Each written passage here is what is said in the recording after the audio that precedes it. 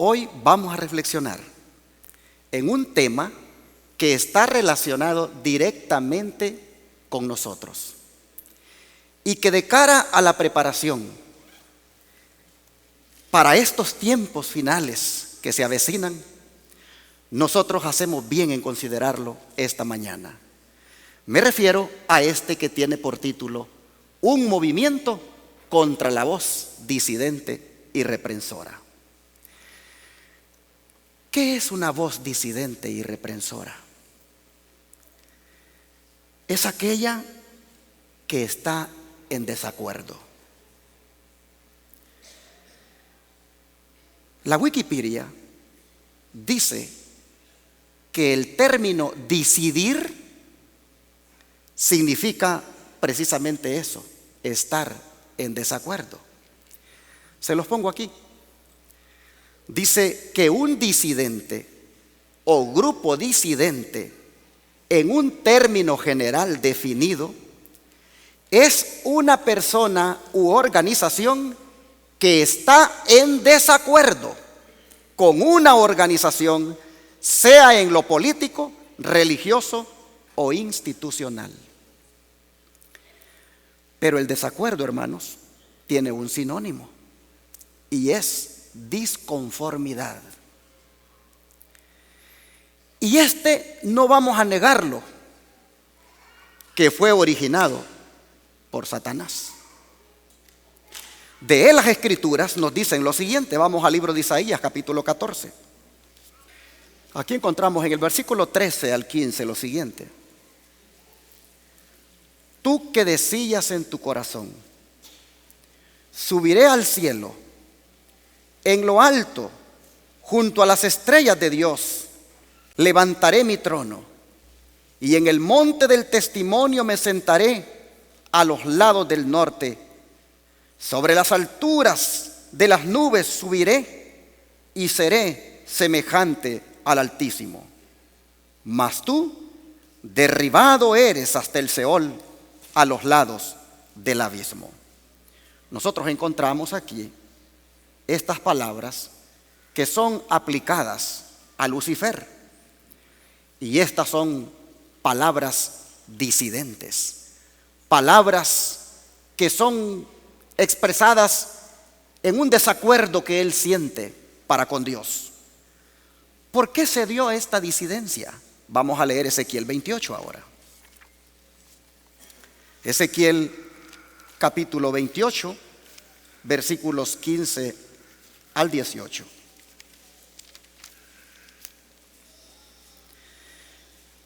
Y aquí encontramos lo siguiente. Vamos a leer desde el 14. Tú, querubín grande, protector, yo te puse en el santo monte de Dios. Allí estuviste, en medio de las piedras de fuego te paseabas. Perfecto eras en todos tus caminos, desde el día que fuiste creado hasta que se halló en ti maldad. A causa de la multitud de tus contrataciones, fuiste lleno de iniquidad y pecaste.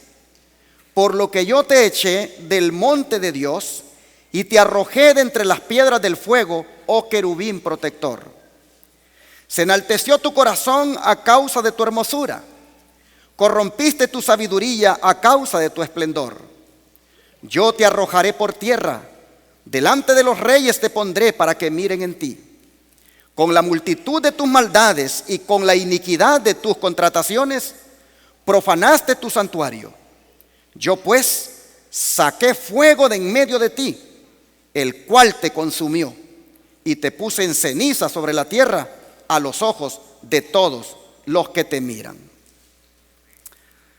Nosotros encontramos que Lucifer manifiesta, hermanos, prácticamente algo en contra de Dios, algo en contra de Cristo. La mensajera del Señor, cuando habla de esto que sucede en el cielo, de cómo este querubín se revela, de cómo este querubín quiere ser semejante al Altísimo, la mensajera del Señor pone esto como una disidencia en el cielo. Aquí se los pongo. Dice, los ángeles trataron de reconciliar con la voluntad de su Creador a ese poderoso ángel rebelde. Justificaron el acto de Dios al honrar a Cristo y con poderosos argumentos trataron de convencer a Lucifer de que no tenía entonces menos honra que la que había tenido antes que el Padre proclamara el honor que había conferido a su Hijo. Le mostraron claramente que Cristo era el Hijo de Dios, que existía con Él antes que los ángeles fueran creados y que siempre había estado a la diestra del Padre, sin que su tierna y amorosa autoridad hubiera sido puesta en tela de juicio hasta ese momento, y que no había dado orden alguna que no fuera ejecutada con gozo por la hueste angélica. Argumentaron que el hecho de que Cristo recibiera honores especiales de parte del Padre en presencia de los ángeles no disminuía la honra que Lucifer había recibido hasta entonces. Los ángeles lloraron, ansiosamente intentaron convencerlo de que renunciara a su propósito malvado para someterse a su Creador, pues todo había sido hasta entonces paz y armonía. ¿Y qué era lo que podía incitar esa voz rebelde y disidente? Así que nosotros encontramos que la actitud disidente de Satanás fue, hermanos, la que provocó que la paz en el cielo pues se viera perturbada. Pero saben que la actitud disidente de Satanás dio origen a otro tipo de disidencia, porque la disidencia solo se puede contrarrestar con disidencia. Los ángeles leales manifestaron este desacuerdo en contra de la apostasía de Satanás. Y si disidente es estar en desacuerdo, nosotros encontramos entonces que ante el primero que la manifestó, no hay otra alternativa que mostrarle también su desacuerdo para con él. Así que los ángeles leales manifiestan desacuerdo por la apostasía que él está promoviendo. Y nosotros miramos en la Biblia, hermanos, a lo largo de ella, un conflicto en torno a esas dos disidencias. Nosotros miramos en las Escrituras los disidentes de la verdad por un lado y los disidentes de la apostasía por otro lado. Los disidentes de la verdad son aquellos que están en contra de la verdad, son aquellos que disienten de la verdad, son aquellos que están en desacuerdo con la verdad. Los disidentes de la apostasía son los que están en desacuerdo con ella, los que están en contra de ella, es decir, de la apostasía. La pregunta es, ¿con cuál de las dos disidencias debemos alinearnos nosotros? ¿Con la disidencia de la verdad, que es donde la de millones de personas se han alineado? ¿O con la disidencia de la apostasía? ¿Con cuál de las dos disidencias debemos alinearnos nosotros, los ministerios de sostén propio, las iglesias de sostén propio? Para eso, hermanos, vamos a circunscribirnos a la palabra de Dios para mirar cuál es la clase de disidencia que Dios aprueba. Abramos la Biblia en el libro de Jeremías, capítulo 1, versículos 1 al 3. Jeremías, capítulo 1, versículos 1 al 3. Y aquí nosotros encontramos las palabras que dicen: las palabras de Jeremías, hijo de Hilcías, de los sacerdotes que estuvieron en Anatot, en tierra de Benjamín.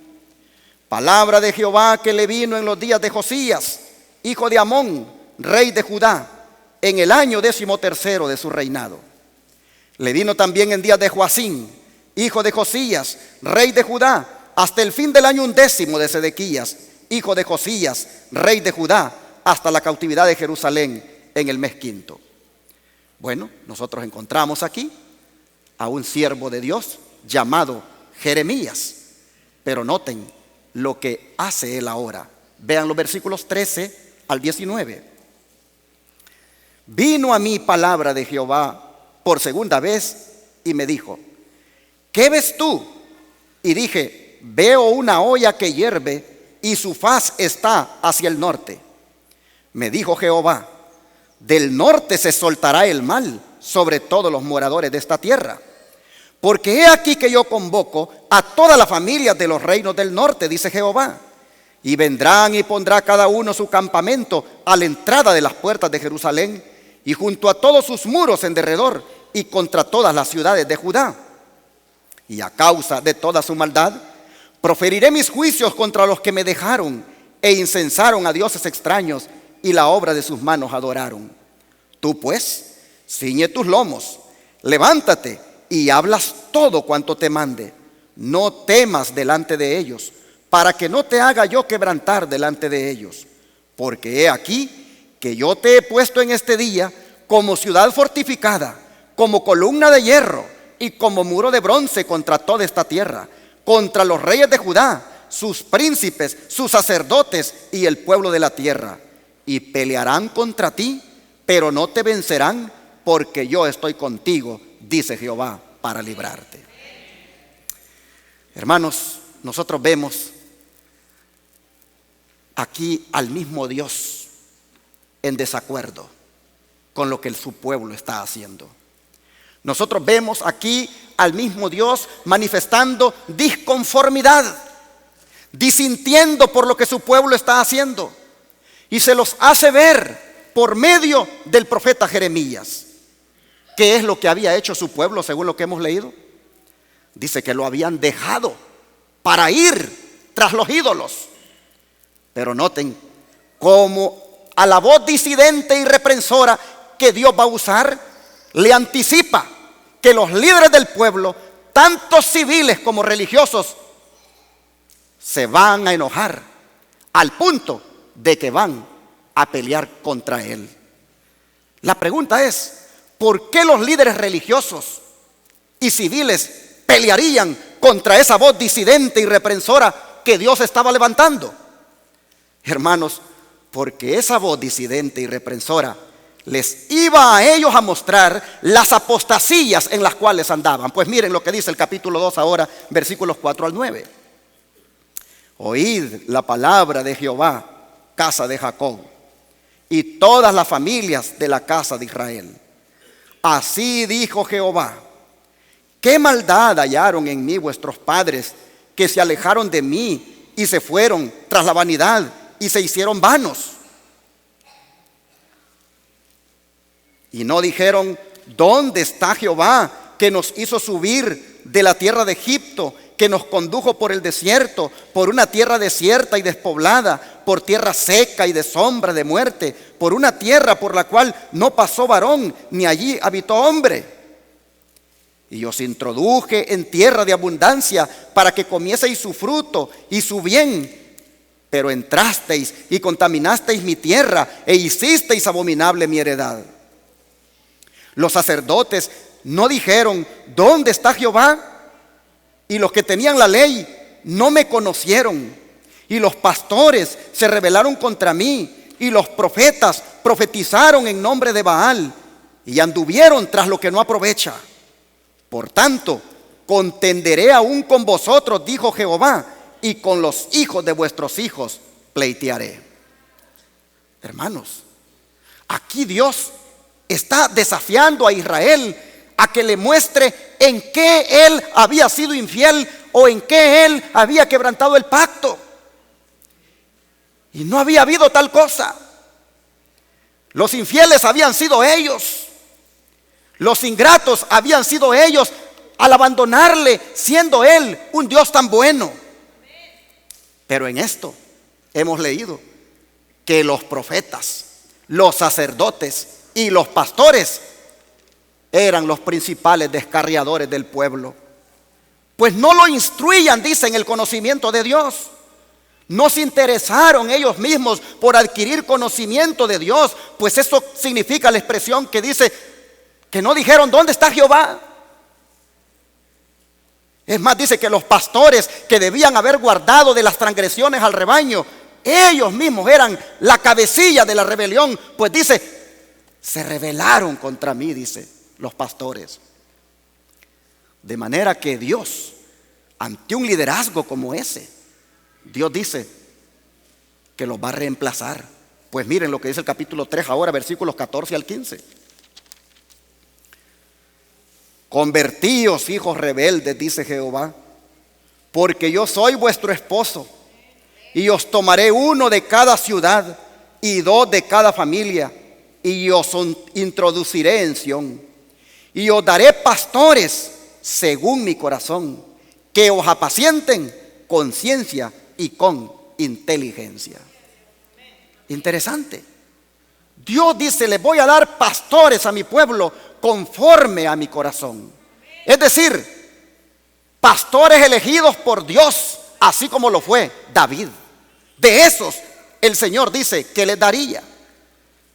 Pero a ningún líder religioso le gusta escuchar que lo van a reemplazar. A ningún líder religioso le gusta que lo responsabilicen de cómo anda la iglesia. De manera que miren la reacción. Miren la reacción de estos líderes. Capítulo 11 ahora de Jeremías, versículos 18 al 21.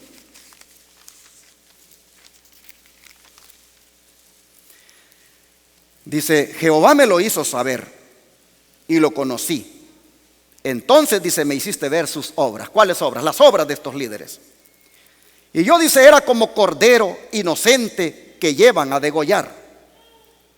Pues no entendía que maquinaban designios contra mí diciendo, destruyamos el árbol con su fruto y cortémoslo de la tierra de los vivientes para que no haya más memoria de su nombre. Pero, oh Jehová de los ejércitos, que juzgas con justicia, que escudriñas la mente y el corazón, vea yo tu venganza de ellos, porque ante ti he expuesto mi causa. Por tanto, así ha dicho Jehová acerca de los varones de Anatot, que buscan tu vida diciendo, no profetices en nombre de Jehová, para que no mueras a nuestras manos. Ustedes pueden ver, hermanos, cómo en estos versículos tenemos un ejemplo claro de aquel dicho que dice que cuando no te gusta el mensaje, ¿qué cosa? Atacas al mensajero. Pues los líderes, hermanos, cansados de oír que ellos son los responsables de la apostasía de la iglesia, ahora nosotros vemos que se han conformado en un movimiento para silenciar esa voz disidente y reprensora que Dios ha levantado. El lenguaje que usan dice, destruyamos al árbol con su fruto, es decir, al profeta y a su mensaje. Pero, hermanos, en esa ocasión no lo mataron porque Dios estaba con él. Dios no lo permitió. Pero a partir de ese día se volvieron enemigos del mensaje. Pues vean lo que hicieron un día. Jeremías capítulo 19 ahora. Jeremías 19 versículos 14 al 15.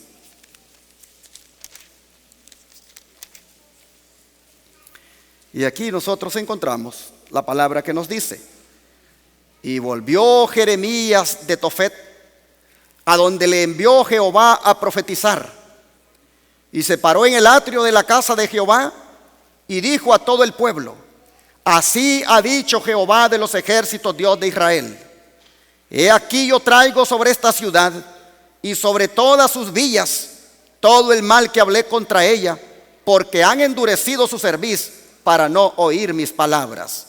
Pero vean el capítulo 20, 1 y 2. El sacerdote Pasur, hijo de Immer, que presidía como príncipe en la casa de Jehová, oyó a Jeremías que profetizaba esas palabras. ¿Y qué hace, hermanos? Y azotó Pasur, dice al profeta Jeremías, y lo puso en el cepo que estaba en la puerta superior de Benjamín, la cual conducía a la casa de Jehová. Hermanos y hermanas, ¿qué les parece la actitud de liderazgo de la iglesia de aquel tiempo? Pasur, quien debía proteger a su colega sacerdote Pues Jeremías lo era, aparte de que era profeta. En vez de protegerlo, Pasur más bien abusa del cargo que tiene en la iglesia para ultrajar al profeta, mandándolo a azotar, sin duda, con los 40 azotes prescritos en la ley. Y luego lo pone en un cepo, instrumento de tortura, que le aseguraba los pies, las manos y el cuello, hasta doblar el cuerpo casi por completo. Pero ¿lo reducirían al silencio? ¿Lograrían con esto que la voz disidente y reprensora se callara? ¿Qué dice el don profético? Miren ustedes, durante 40 años iba a destacarse Jeremías delante de la nación como testigo por la verdad y la justicia. En un tiempo de apostasía sin igual, iba a representar en su vida y carácter el culto del único Dios verdadero. Y cuando fuese encarcelado por sus intrépidas declaraciones, mire lo que haría: seguiría hablando claramente contra el pecado de los encumbrados. Despreciado, odiado, rechazado por los hombres, iba a presenciar finalmente el cumplimiento literal de sus propias profecías de ruina inminente y compartir el pesar y la desgracia que seguirían a la destrucción de la ciudad condenada. Esto está en Profetas y Reyes, página 299. Durante 40 años, dice, seguiría, ¿qué cosa? Hablando claramente contra el pecado de los encumbrados. ¿Y por qué seguiría hablando claramente a pesar de las amenazas? Porque él sabía en quién creía. Miren lo que él dijo una vez en Jeremías 20, verso 11. Dice: mas Jehová, dijo él, ¿qué cosa? Está conmigo como ¿qué? Como poderoso gigante. Por tanto, los que me persiguen tropezarán y no prevalecerán. Serán avergonzados en gran manera, porque no prosperarán. Tendrán perpetua confusión que jamás será olvidada.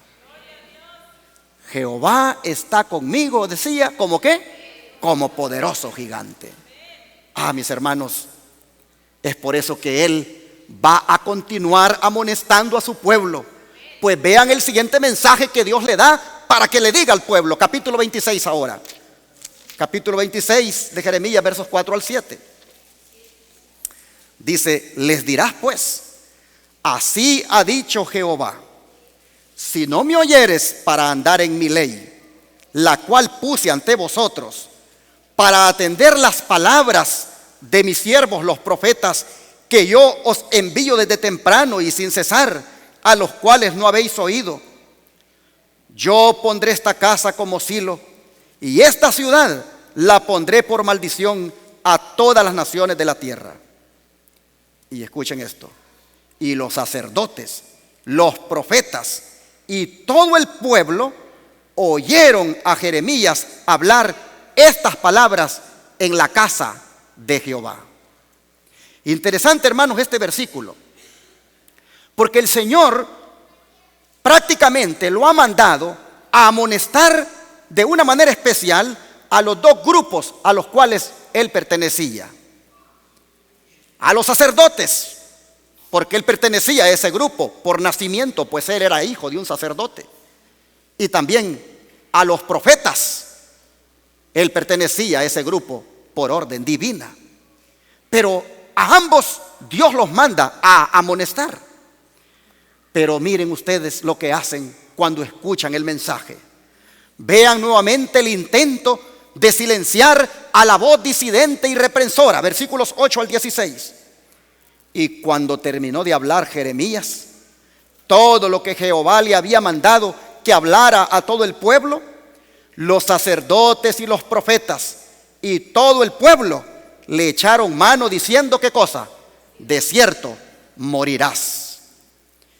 ¿Por qué has profetizado en nombre de Jehová diciendo, esta casa será como silo y esta ciudad será asolada hasta no quedar morador? Y todo el pueblo se juntó contra Jeremías en la casa de Jehová. Y los príncipes de Judá oyeron estas cosas y subieron de la casa del rey a la casa de Jehová y se sentaron en la entrada de la puerta nueva de la casa de Jehová. Entonces hablaron los sacerdotes y los profetas a los príncipes y a todo el pueblo diciendo: en pena de muerte ha incurrido este hombre, porque profetizó contra esta ciudad como vosotros habéis oído con vuestros oídos. Y habló Jeremías a todos los príncipes y a todo el pueblo diciendo: Jehová me envió a profetizar contra esta casa y contra esta ciudad todas las palabras que habéis oído. Mejorad ahora vuestros caminos y vuestras obras, y oíd la voz de Jehová vuestro Dios, y se arrepentirá Jehová del mal que ha hablado contra vosotros. En lo que a mí toca, aquí estoy en vuestras manos. Hagan conmigo como mejor y más recto les parezca. Mas deben de saber que si me matan, sangre inocente echarán sobre ustedes y sobre esta ciudad y sobre sus moradores. Porque en verdad Jehová me envió a vosotros para que dijese todas estas palabras en vuestros oídos. Y dijeron los príncipes y todo el pueblo a los sacerdotes y profetas: no ha incurrido este hombre en pena de muerte, porque en nombre de Jehová nuestro Dios nos ha hablado. Hermanos, aquí nosotros vemos cómo prácticamente el fanatismo religioso, hermanos, de los líderes, hasta dónde lo llevó. De entregar al siervo de Dios ante el poder civil, porque los príncipes eran los que pertenecían al poder civil. Es más, ellos dicen que estaban en el palacio. Sin duda tenían una reunión ahí con el rey. Estos príncipes les tocaba también ejecutar juicios. Y cuando oyeron del tumulto, de que lo habían agarrado a Jeremías y lo querían matar, dice que subieron a la casa de Jehová y se sentaron. Interesante que delante de esos príncipes dijeron: miren quiénes, los sacerdotes y los profetas. Aquí tenemos un hombre que ha incurrido en pena de muerte, porque en nombre de Jehová ha profetizado contra este templo. Y nosotros vemos, hermanos, que el poder civil, los príncipes, escuchan a Jeremías hablar, como un día Pilato oyó a Jesús hablar. Y los príncipes dijeron: este hombre no ha incurrido en pena de muerte, porque este hombre ha hablado de parte de Jehová. Hermanos, ¿qué vemos nosotros aquí? Que cuando el testimonio todavía no se ha terminado de dar, Dios tiene el control y Dios preserva la vida de sus siervos. Nosotros encontramos aquí como también estos del poder civil son utilizados por Dios para defender, para hablar en defensa del siervo de Dios. Pero es admirable, hermanos, es admirable lo poco que tiene en importancia su vida el profeta Jeremías, si con eso él puede glorificar a Dios. Porque dice claramente: hagan conmigo lo que ustedes quieran hacer. Pero si les digo, sangre inocente van a derramar, porque yo lo que he venido a decir, lo he venido a decir de parte de Dios. O sea, no importa lo que ustedes hagan conmigo al final. Si tengo que morir por ser fiel a mi Dios, en sus manos estoy. Hermanos, miren lo que la sierva del Señor dice comentando este incidente que acabamos de leer en la Biblia. Dice: el mensaje de Jeremías a los sacerdotes y al pueblo despertó el antagonismo de muchos. Le denunciaron ruidosamente clamando: ¿por qué has profetizado en nombre de Jehová diciendo que esta casa será como Silo y esta ciudad será asolada hasta no quedar morador? Y se juntó todo el pueblo contra Jeremías en la casa de Jehová. Sacerdotes, falsos profetas y pueblo se volvieron airados contra el que no quería decirles cosas agradables o profetizarles engaño. Así fue despreciado el mensaje de Dios y su siervo amenazado de muerte. Hay esa tendencia, hermanos, en el pueblo de que no le gusta que le digan la verdad. Hay una tendencia en la gente que no le gusta verse aludida en los mensajes. No le gusta verse expuesta en los mensajes. Quieren mensajes que pasen por encima de su cabeza solamente, pero que no les pegue, que no les toque. Hermanos, aquí nosotros vemos que la gente y los profetas agarraron a Jeremías y lo querían matar sencillamente porque no les gustaba el mensaje. Qué triste, hermanos, cuando se desprecia el mensaje. Pero como ya hemos visto, el profeta no se acobardó y Dios obró para librarlo en esa ocasión. ¿Qué hubiera pasado si él se hubiera acobardado? Imagínense que este servidor diga: no, pues para que los hermanos estén contentos, para que los hermanos no se sientan aludidos y para que los hermanos no anden diciendo de que yo condeno a la iglesia, entonces voy a empezar a hablar de amor y prosperidad. Eso es cobardía. En tiempos como los que estamos viviendo, no es para que nos estén apapachando, es para que nos digan la verdad. Mire lo que dice la sierva del Señor. Si el profeta, dice, se hubiera dejado intimidar por la actitud amenazante de los que tenían gran autoridad, su mensaje habría quedado sin efecto y él mismo habría perdido la vida. Pero el valor, dice, con que comunicó la solemne advertencia, le granjeó el respeto del pueblo y dispuso a los príncipes de Israel en favor suyo. Razonaron con los sacerdotes estos príncipes y con los falsos profetas, mostrándoles cuán imprudentes serían las medidas extremas que proponían. Y sus palabras produjeron una reacción en el ánimo del pueblo. Y así suscitó Dios defensores para su siervo. A los príncipes, a los del poder civil, Dios los usó para que razonaran que el fanatismo de los líderes religiosos no era adecuado en esa ocasión y nunca lo es. Hermanos, con lo visto hasta aquí, nosotros aprendemos que siempre que nos coloquemos del lado de la verdad, automáticamente eso nos hace disidentes de la mentira y la oposición vendrá por sí sola aún en nuestro tiempo. Es decir, el que se pone de la verdad es porque está en desacuerdo de la mentira. Pero ponerse en desacuerdo de la mentira, ser disidente de la mentira, eso traerá por sí sola la oposición, como lo hemos visto aquí con Jeremías. Ahora, hermanos, pregunto, ¿ese espíritu de oposición se está mirando ahora? ¿De dónde le vino el espíritu de oposición a Jeremías? ¿Le vino de los babilonios? ¿Le vino de los filisteos? ¿De dónde le vino?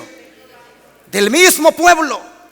Del mismo pueblo que se decía ser depositario de la verdad. Del mismo pueblo que se decía ser el pueblo elegido de Dios. De allí mismo le vino la oposición a él. De ese mismo pueblo. Allí en ese mismo pueblo habían disidentes de la verdad, es decir, que estaban en desacuerdo de la verdad.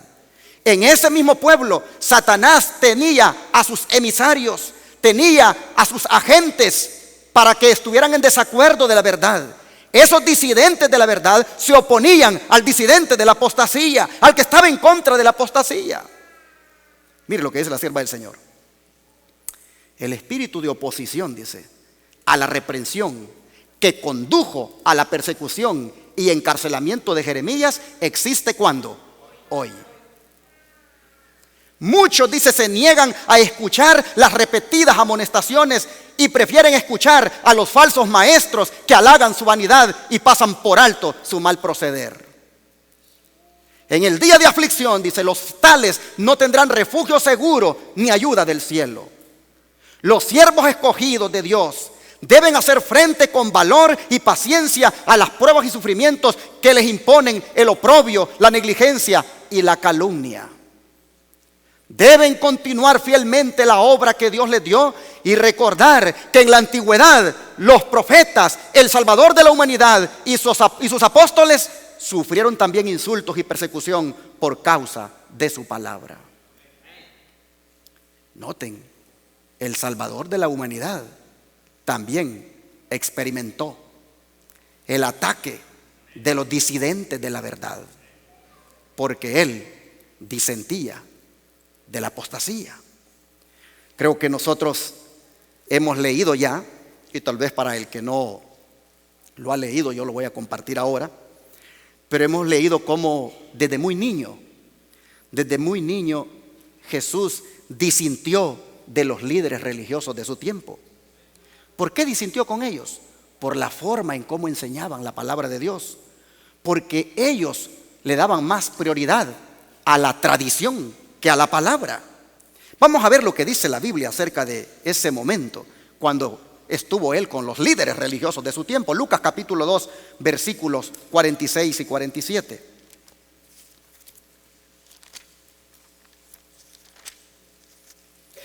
Lucas capítulo 2 versículo 46 al 47.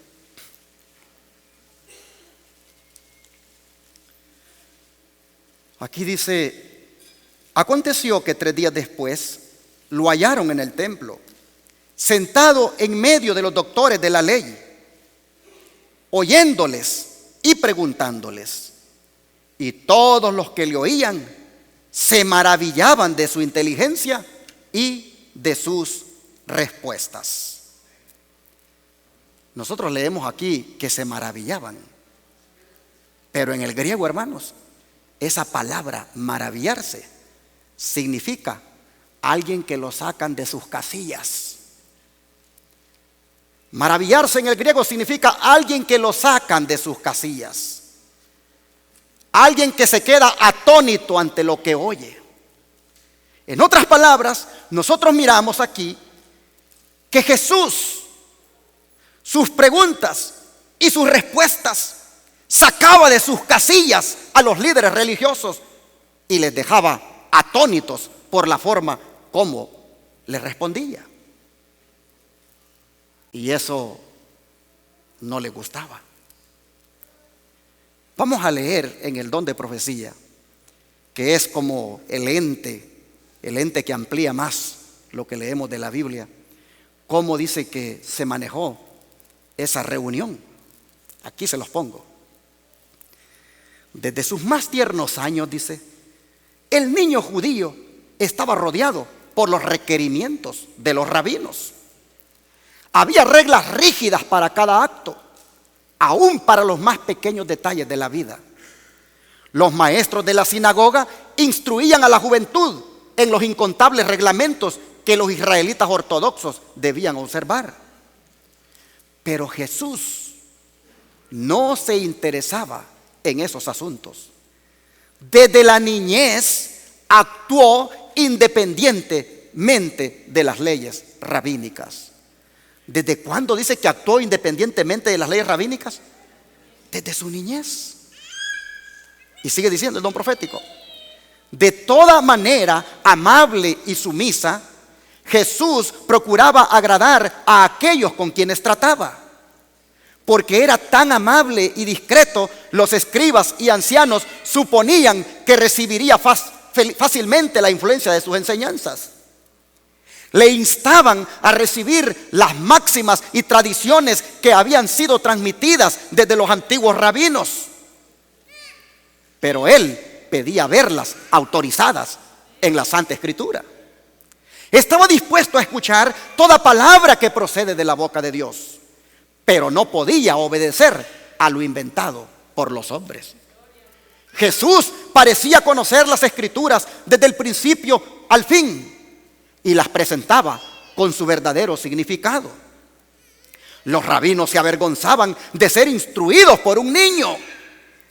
Sostenían que incumbía a ellos explicar las escrituras y que a él le tocaba aceptar su interpretación.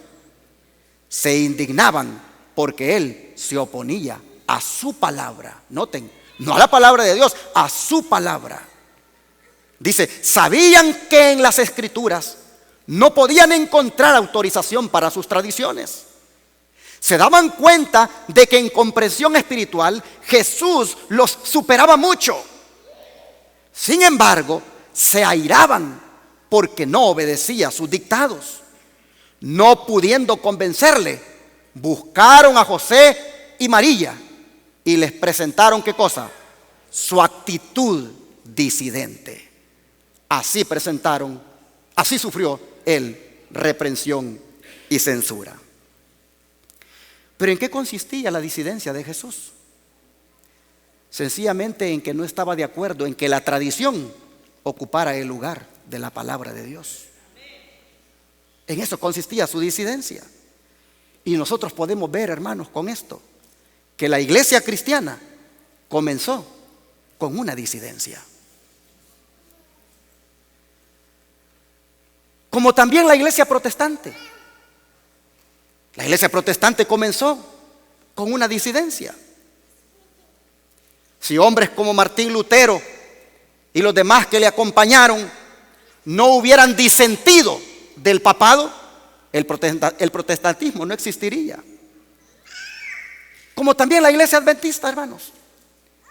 Si la iglesia adventista no hubiera disentido de las iglesias evangélicas que existían en 1844, no habría adventismo. No habría iglesia adventista.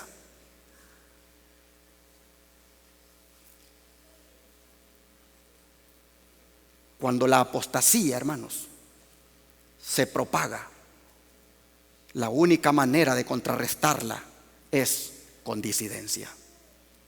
Pero con disidencia en contra de eso. Es decir, con desacuerdo en cuanto a eso. Jesús estuvo en desacuerdo con la forma de operar de parte de los fariseos, con la forma de actuar. Martín Lutero lo estuvo en contra del papado. La iglesia adventista lo estuvo en contra de las iglesias evangélicas de 1844. Todo en alguna manera se requiere de una disidencia cuando de la apostasía se habla. Pero una de las iglesias que tuvo que pagar con sangre su disidencia, es decir, su desacuerdo manifestado en contra del papado, esa iglesia fue la iglesia de los valdenses.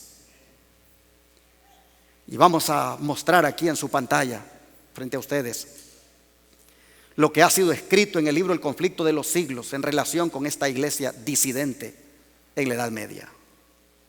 Dice, la historia del pueblo de Dios durante los siglos de oscuridad que siguieron a la supremacía de Roma está escrita en el cielo, aunque ocupa escaso lugar en las crónicas de la humanidad.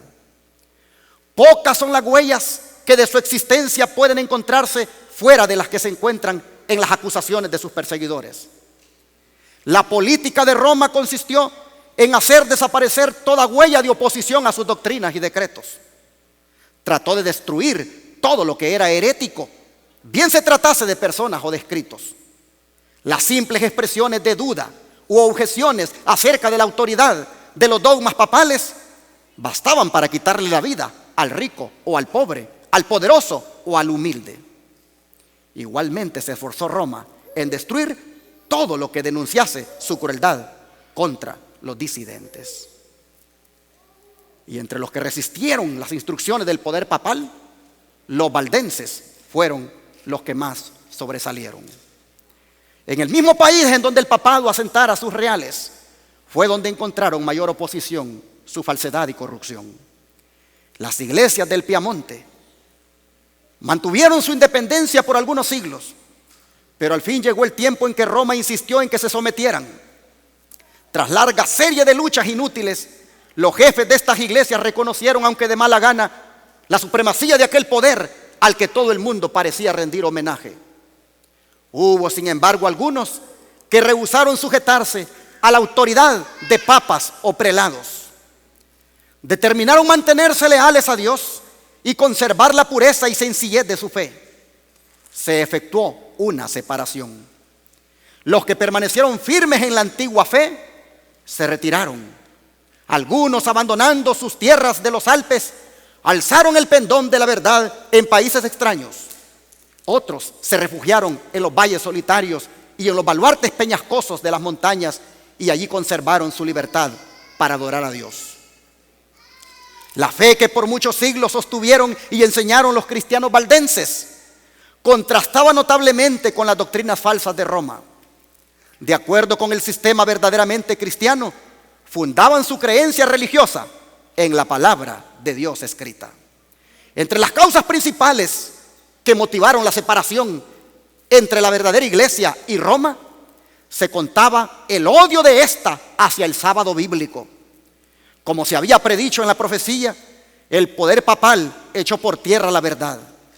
La ley de Dios fue pisoteada, mientras que las tradiciones y las costumbres de los hombres eran ensalzadas. Se obligó a las iglesias que estaban bajo el gobierno del papado a honrar el domingo como día santo. Entre los errores y la superstición que prevalecían, muchos de los verdaderos hijos de Dios se encontraban tan confundidos que a la vez que observaban el sábado, se abstenían de trabajar el domingo. Mas esto no satisfacía a los jefes papales. No solo exigían que se santificara el domingo, sino que se profanara el sábado, y acusaban en los términos más violentos a los que se atrevían a honrarlo. Solo huyendo del poder de Roma era posible obedecer en paz a la ley de Dios. Sigue diciendo: tras los elevados baluartes de sus montañas, refugio de los perseguidos y oprimidos en todas las edades, allí hallaron los valdenses seguro escondite. Allí se mantuvo encendida la luz de la verdad en medio de la oscuridad de la Edad Media. Allí los testigos de la verdad conservaron por 1000 años la antigua fe. Pero miren ustedes, una vez que Roma resolvió exterminar la secta odiada, el Papa expidió una bula en que condenaba a sus miembros como herejes y los entregaba a la matanza. No se les acusaba de holgazanes, ni de deshonestos, ni de desordenados, pero se declaró que tenían una apariencia de piedad y santidad que seducía a las ovejas del verdadero rebaño, entre comillas. Por lo tanto, el Papa ordenó que si la maligna y abominable secta de malvados rehusaba abjurar, que fuera aplastada como serpiente venenosa. Las persecuciones que por muchos siglos cayeron sobre esta gente temerosa de Dios fueron soportadas por ella con una paciencia y constancia que honraban a su Redentor. No obstante, las cruzadas lanzadas contra ellos y la inhumana matanza que fueron entregados, siguieron enviando sus misioneros a diseminar la preciosa verdad. Se los buscaba para darles muerte, y con todo su sangre regó la semilla sembrada que no dejó de dar fruto. De esta manera fueron los valdenses testigos de Dios antes del nacimiento de Lutero. Esparcidos por muchas tierras, arrojaron la semilla de la reforma que brotó en tiempo de Wycliffe, se desarrolló y echó raíces en días de Lutero, para seguir creciendo hasta el fin de los tiempos mediante el esfuerzo de todos cuantos estén listos para sufrirlo todo a causa de la palabra de Dios y del testimonio de Jesucristo. Pero hermanos, ¿cuál fue el pecado de los valdenses? Disentir, ser disidentes en cuanto a la apostasía, no estar de acuerdo con ella. Los disidentes de la verdad, dirigidos por el papado, persiguiendo a los disidentes de la apostasía, los valdenses. Pero esto que se hizo contra los valdenses se va a volver a repetir, ¿sí o no? Esto que se hizo con los valdenses se va a repetir, y se va a repetir, hermanos, con nosotros si nos mantenemos siempre del lado de la verdad. Mire lo que dice la sierva del Señor: cuando las iglesias principales de los Estados Unidos, uniéndose en puntos comunes de doctrina, influyan sobre el Estado para que imponga los decretos y las instituciones de ellas, entonces la América protestante habrá formado una imagen de la jerarquía romana, y la inflicción de penas civiles contra los disidentes vendrá de por sí sola. Conflicto de los siglos, página 439. Así que pregunto en esta hora, ante lo que nos espera, ante esta persecución de la que se habla aquí, ante estas penas civiles en contra de los disidentes, pregunto, ¿nos iremos a mantener fieles? Si usted no considera mantenerse fieles, le recomiendo que se regrese a la iglesia donde estaba antes. Pero si usted va a estar en esta iglesia, el Señor aquí está preparando un ejército que va a permanecer fiel a la verdad, leal a la verdad. Hermanos, debemos de ser valientes como Jeremías para cuando se impongan estas penas civiles en contra de los disidentes. Como Iglesia Advenimiento del Séptimo Día, los Tres Ángeles, hemos estado por 6 años siendo una voz disidente para Dallas y el mundo. Por 6 años, Radio Advenimiento ha sido una voz disidente para Dallas y el mundo. Recientemente, unos años atrás, Advenimiento TV se vino a unir como voz disidente para Dallas y el mundo. Hemos estado, hermanos, siendo voz disidente en cuanto a la apostasía se refiere. Es decir, hemos estado diciendo por todo lo alto cuál es la verdad y cómo nosotros debemos ponernos en armonía con ella. Hermanos, ¿por qué los animo a que seamos fieles? ¿Por qué los animo, hermanos, a que se mantengan del lado de la verdad? Porque, hermanos, si nosotros no nos mantenemos del lado de la verdad, entonces pasaremos a formar parte de los disidentes de la verdad. Y es mejor disentir de la apostasía, pero nunca de la verdad. Hoy en día hay unos disidentes de la verdad que están en alguna manera incitando a sus feligreses para que se vuelvan contra esta voz disidente y reprensora. Hermanos, cuando yo miro a estos disidentes de la verdad que nos ponen como disidentes de la manera negativa, yo digo, como dijo la hermana ahorita allí, gloria al Señor. Gloria al Señor. Porque Jesús fue disidente, Jeremías fue disidente, Juan el Bautista fue disidente, los valdenses fueron disidentes, Martín Lutero fue disidente. Y ser disidente de esa naturaleza es gracias al Señor. Pero voy a ponerles ahorita, para que ustedes miren la diferencia entre esta clase de disidencia que nosotros practicamos a la disidencia que practican los disidentes de la verdad.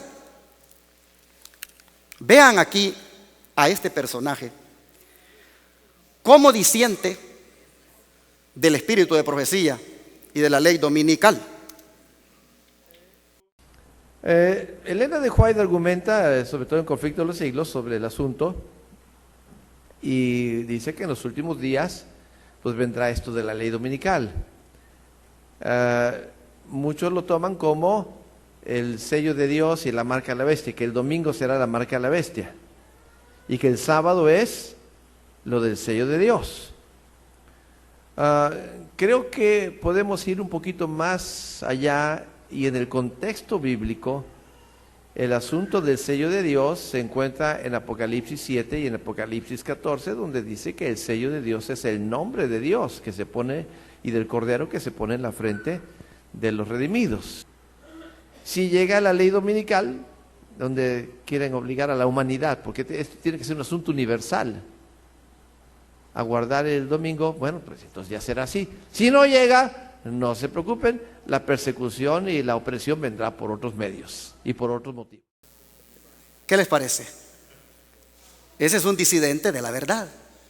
Es decir, está en desacuerdo con la verdad. Él no dice que el sábado es el sello de Dios, no está de acuerdo con que el sábado sea el sello de Dios y no cree que pues la persecución se vaya a dar por la ley dominical. Ese es un disidente de la verdad en cuanto a esos temas. Pero miren este otro. Y en nuestra iglesia hoy día a nivel local, a nivel regional, a nivel de muchos lugares, se han suscitado tremendas discusiones acerca de algunos aspectos que no tienen que ver con nuestra salvación. El tema del estudio debe ser nuestra salvación. Pero cuando ponemos atención a esas cosas que no tienen que ver con nuestra salvación, estamos dándole la espalda al santuario y nos estamos olvidando de Cristo Jesús. Cuando te lleguen a ti esas informaciones, esos materiales, esas ideas, no pierdas tiempo. La Escritura dice que debemos de abocarnos con temor en nuestra salvación. No pierdas tiempo en lo que no produce salvación. ¿Entiende lo que estoy diciendo? ¿Cómo ves esto? Mira, manito, que aquí el espíritu de profecía dice esto y lo otro. Y es un texto que te mencionan, por ejemplo, acerca de la carne. A mí me han preguntado que por qué no como carne. Le digo, si comiendo, sin comer carne, estoy todo enfermo, comiendo carne, ¿cómo estaría? Pero no lo hago para salvarme o dejar de salvarme. Con carne o sin carne, yo estoy perdido. Y tú también. No digas amén. Con carne o sin carne, tú y yo estamos perdidos. Pero viene un cristiano y te dice, es que si tú comes carne no vas a ir al cielo. Y si tú me criticas tampoco.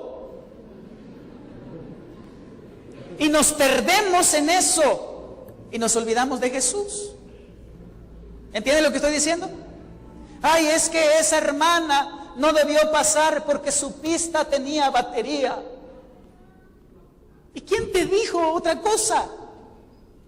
Y te enfocas en eso. Y porque la pista de la hermana tiene batería, entonces tú no vas a ir al cielo. Y a lo mejor no vas, no por la pista, sino por criticón. Porque al hacer eso, le estás dando la espalda al mensaje de Cristo Jesús, que es un mensaje de amor y es un mensaje de unidad. Amén. Ahí tienen ustedes un ecuménico declarado. Mensaje de amor y unidad, eso es lo que hay que hablar. Y lo ven que es prácticamente un disidente de la reforma pro salud. Está en contra de la reforma pro salud. Está en contra de lo que el espíritu de profecía enseña. Bueno, miremos este otro disidente para que nosotros comparemos. Y que ninguno pueda comprar ni vender a menos que tenga la marca o el nombre de la bestia o el número de su nombre en la frente o en la mano. Entonces el pobre sí puede comprar y vender. El rico también puede comprar y vender. El esclavo y el libre pueden comprar y vender, siempre y cuando tengan el nombre, la marca de la bestia en la frente o en la mano. Claro, como vimos en el pasaje anterior, el versículo no puede referirse a comprar frijoles o chayotes en el mercado. ¿Qué les parece? Para él entonces, ese asunto de la marca de la bestia no es literal, es simbólico. Y son de los del Israel moderno, son de las personas que dicen que pues nosotros le estamos haciendo un gran daño a la iglesia del Señor. Miremos este otro. Y hay algunos predicadores que utilizan el miedo todo el tiempo y a la gente la tienen espantada. Dicen, hermanos, fíjense que en este momento en el Congreso de Estados Unidos los senadores están haciendo un proyecto de ley dominical y así, y cuánto, y empiezan a espantar y los hermanos andan asustados ahí, viviendo, en lugar de vivir gozosos en Cristo a pesar de las pruebas y dificultades, pero gozosos en Cristo. Adventistas que no disfrutan porque todo el tiempo están pensando en la persecución, todo el tiempo están pensando en los problemas, que la ley dominical, que hay que salir al campo y cuántas cosas que, hermanos, por favor, eso no es cristianismo. Pobre pastor Miranda, la verdad, lo siento por los hermanos mexicanos, pero este hombre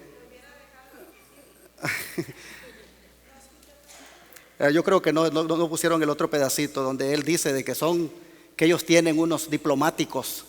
Ellos tienen unos diplomáticos ahí en el Congreso, gente influyente, y que esos son los que le van a decir a ellos cuando la ley dominical se imponga. ¿Qué les parece? Esos son los disidentes de la verdad.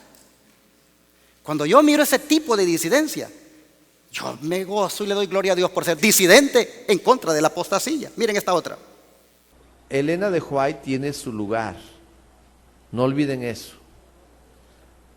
Pero primero, ¿qué cosa es? La Biblia.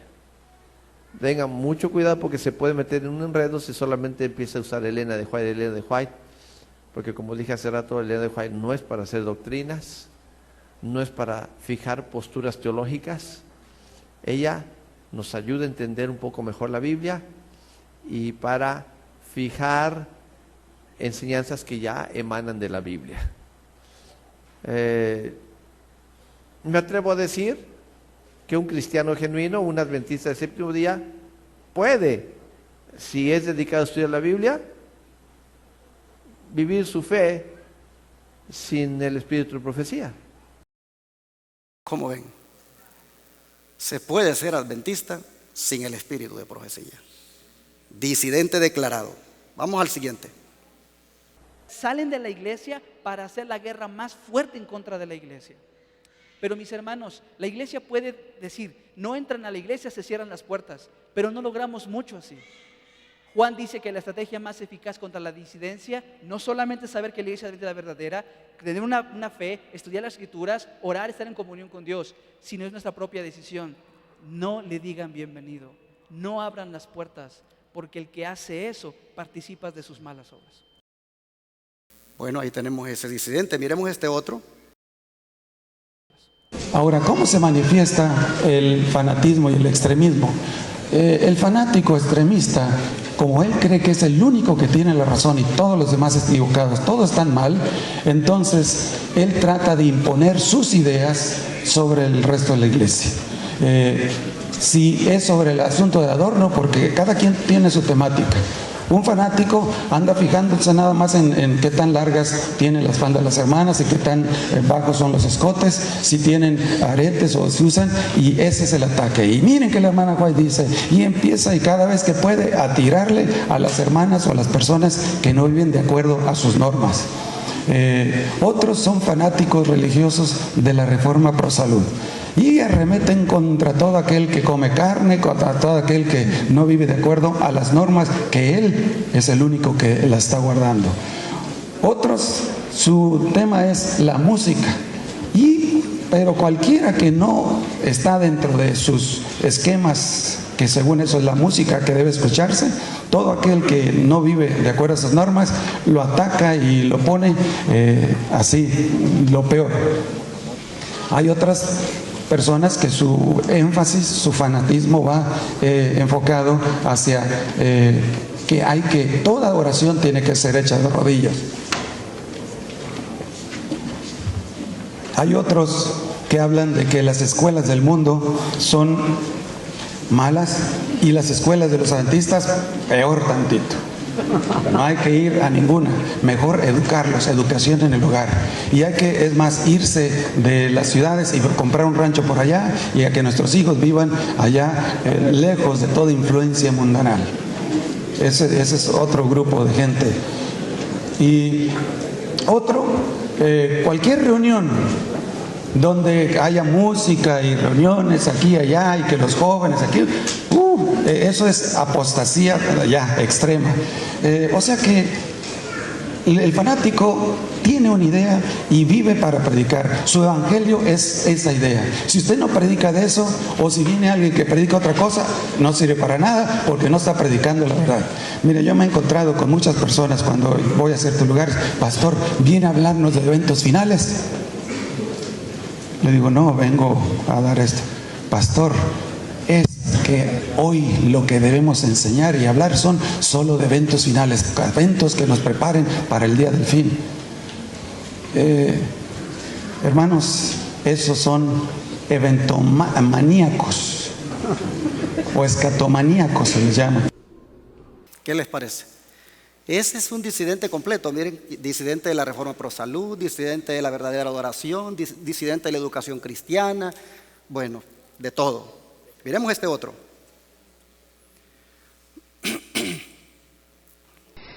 La Iglesia Adventista del Séptimo Día no condena al movimiento ecuménico, ni a su principal manifestación organizativa, que es el Concilio Mundial de Iglesias, el CMI.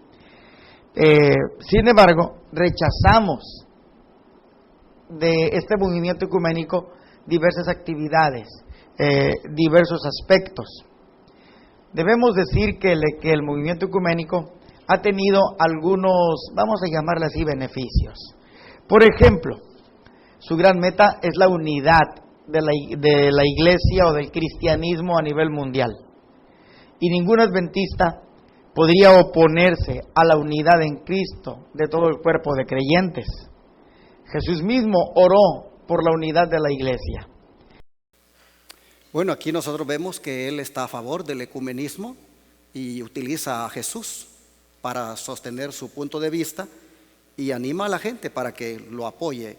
No voy a poner por falta de tiempo, pero dice de que cuando tienen dudas van donde los teólogos.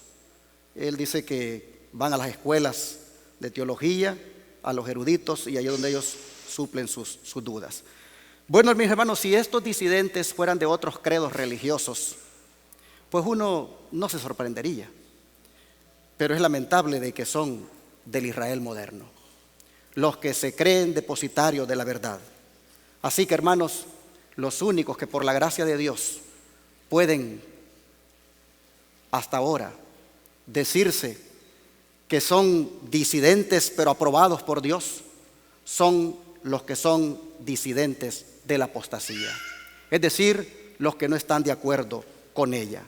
Y aquí, gloria a Dios por los ministerios de sostén propio, gloria a Dios por las iglesias de sostén propio, porque valientemente están levantando la verdad, de manera que nosotros, hermanos, aunque escuchamos que de una manera negativa nos ponen como disidentes, nosotros sabemos que lo somos en una manera positiva. Hermanos, creo que todos ustedes son testigos de un simposio que hubo recientemente aquí en Sudamérica y que han dado ahí siendo viral, ¿verdad?, en las redes sociales, en el YouTube. Cómo se juntaron los disidentes de la verdad para poner en evidencia a los disidentes de la apostasía, es decir, a los que están en contra de la apostasía, ponerlos como algo dañino para la iglesia, y cómo prácticamente con esos simposios van preparando a la gente para ponerla en contra de los que verdaderamente estamos predicando el mensaje de los tres ángeles.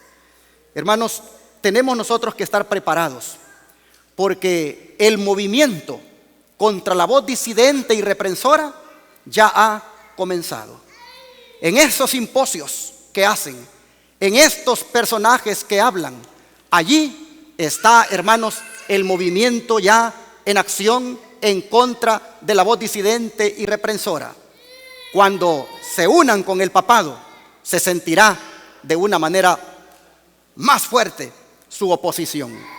Bueno, voy a terminar con esta declaración del don profético y un texto bíblico más, y es que dice que cuando los que honran la ley de Dios hayan sido privados de la protección de las leyes humanas, empezará en varios países un movimiento simultáneo para destruirlos. Conforme vaya, dice, acercándose el tiempo señalado en el decreto, el pueblo conspirará para extirpar la secta aborrecida. Se convendrá en dar una noche el golpe decisivo que reducirá completamente al silencio la voz disidente y reprensora. Hermanos, que sigan haciendo simposios, que sigan utilizando los púlpitos para mover a la gente en contra de los disidentes, según ellos, de la manera negativa.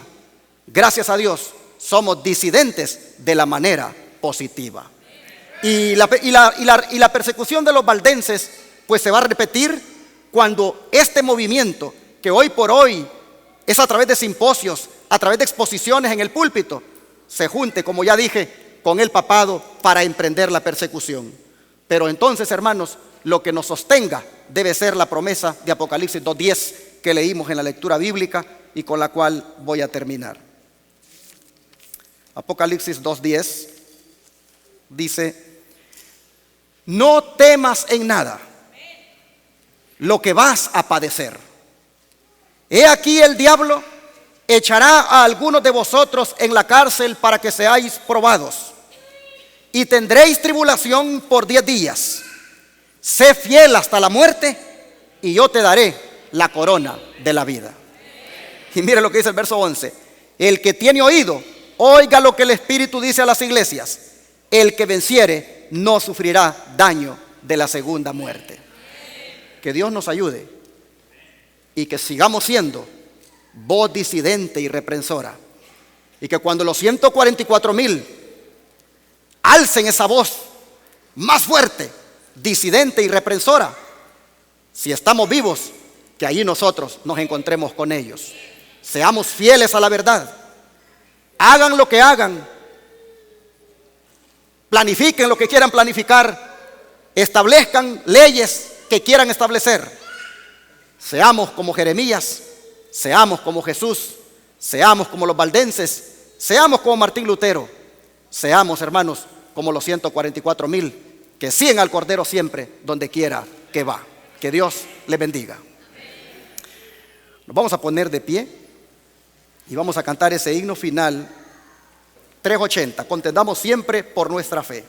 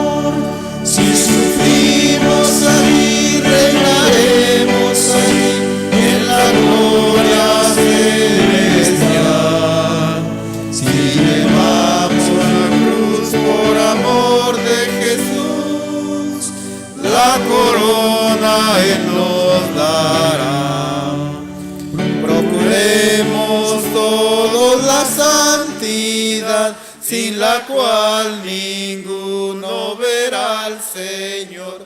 Gozo, paz y eterna felicidad, Cristo da al vencedor.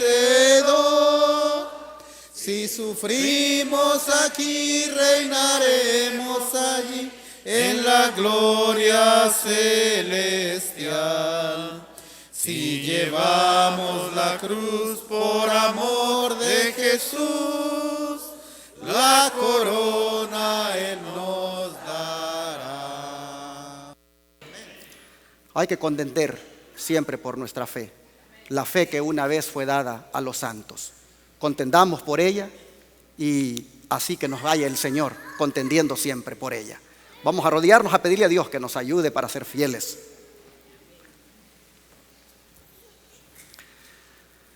Padre Celestial, cuando la voz disidente y reprensora, el movimiento que se levanta en contra de ella para destruirla, para silenciarla, se ponga en acción, oh Padre, te rogamos que nosotros tengamos valentía, que nosotros nos mantengamos fieles, leales. Ayúdanos, Señor, a ser fieles y leales mejor de lo que somos ahora. Hoy por hoy, Padre, no tenemos persecución, solo tenemos habladurías, solo tenemos ataques, solo tenemos palabras ofensivas, pero sabemos que un día llegarán a lo físico, como sucedió con Jeremías. Pero Padre, cuando eso suceda, danos desde ya, Señor, un espíritu de valor, un espíritu de fidelidad, un espíritu que no claudique, que no se rinda. Ayúdanos, Señor, a mantenernos siempre del lado de tu verdad.